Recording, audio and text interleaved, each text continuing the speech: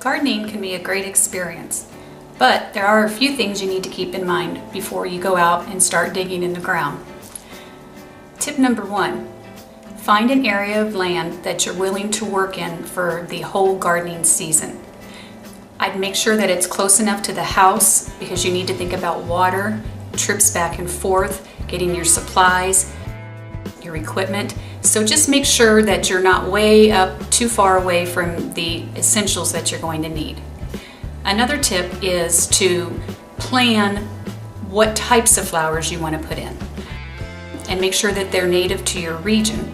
You don't want to, say if you're from Texas, start planting a bunch of cacti if you're living in maybe New York or a colder area. So do some investigations first.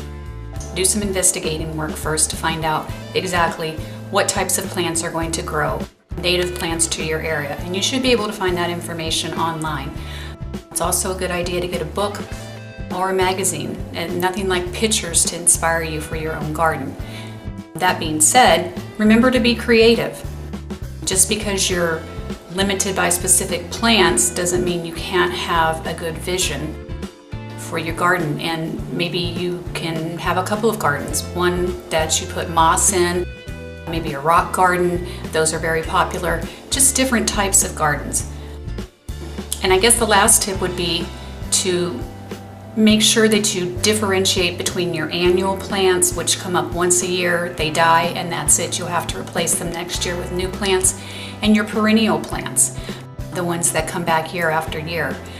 I found out this year that the mums that I had bought, which I thought died off annually, can actually come back next year if I bring them inside, which I did, keep them watered, put them in a dark space in the garage where it's cold, and then bring them back out again in the spring and plant them where I want them to bloom.